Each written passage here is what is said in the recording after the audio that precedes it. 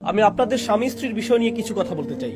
স্বামী স্ত্রীর আয়াতে আল্লাহ 3টি উপাদানের কথা উল্লেখ করেছেন, যে উদ্দেশ্যে তিনি স্বামী স্ত্রী তৈরি করেছেন।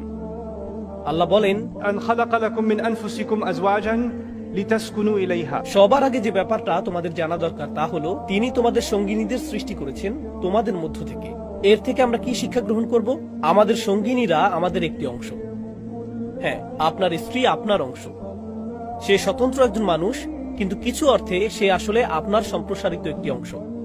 তার জন্য যা ভালো তা আসলে আপনার জন্যও ভালো, আপনার জন্য যা উত্তম তার জন্যও আসলে তা উত্তম। যা আপনাকে কষ্ট দেয় তা তাকেও কষ্ট দেয়, আর যা তাকে কষ্ট দেয় সেটা আপনাকেও কষ্ট দেয়। এই অর্থে আপনারা দুইজন মিলে একজনে পরিণত হয়েছেন। এটা হলো মিন আনফুসিকুম এর শিক্ষা। তারপর আল্লাহ বলছেন, লিতাসকুনু ইলাইহা। স্বামী স্ত্রীর সম্পর্কের উদ্দেশ্য হলো, তুমি যখন তার দিকে ফিরবে তুমি যেন প্রশান্তি, স্বস্তি এবং নিরুদ্বেগ স্বাচ্ছন্দ্য অনুভব করো। আমি বলিনি যে তুমি তার মধ্যে প্রশান্তি পাও, এমনকি তার কথা মনে হলেই তুমি এক ধরনের প্রশান্তি অনুভব করো। এমনকি তার কথা মনে হলেই, যখন তোমার মন তার ব্যাপারে চিন্তা করতে শুরু করে, তুমি তখন প্রশান্তি অনুভব করো। তোমার জীবনে হয়তো সমস্যার অন্ত নেই, কিন্তু তোমার জীবন সঙ্গীর কারণে সেগুলো ম্যানেজ করা সম্ভব হয়। লিতাসকুনু ইলাইহা। তারপর তিনি বলছেন, وجعل بينكم مودة। আর তিনি তোমাদের মধ্যে তীব্র ভালোবাসা সৃষ্টি করেছেন। আপনি আপনার জীবন সঙ্গীর জন্য যে ভালোবাসা অনুভব করেন তা আপনার নিজের কাছ থেকে আসেনি, সেই ভালোবাসা এসেছে আল্লাহর কাছ থেকে। আল্লাহ হলেন সকল ভালোবাসার মালিক। তিনি স্বামী স্ত্রীর মাঝে এটা দিয়েছেন। খেয়াল করে দেখুন, তিনি কি ভালোবাসার কথা আগে বলেছেন নাকি শান্তির কথা আগে বলেছেন? তিনি শান্তির কথা আগে বলেছেন। ঠিক জানেন এর মানে কি? আপনি যদি ভালোবাসা বজায় রাখতে চান তাহলে কি ঠিক রাখতে হবে আগে?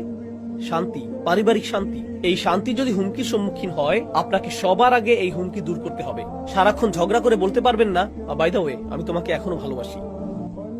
এই ভালোবাসা দিন দিন দুর্বল হতে থাকবে এবং এক সময় তা হারিয়ে যাবে। এরপর শুধু মৌখিক ভালোবাসা বিরাজমান থাকবে।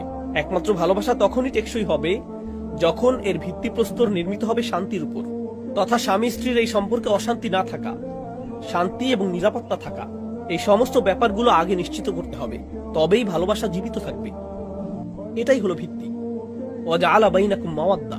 এরপর তিনি বলছেন, ওয়া রাহমা। সবশেষে শুধু ভালোবাসা নয়, বরং সেই ভালোবাসার ভিত্তিতে তিনি যত্ন সৃষ্টি করেছেন। এখানে রহমা বা যত্ন বলতে কি বোঝায়?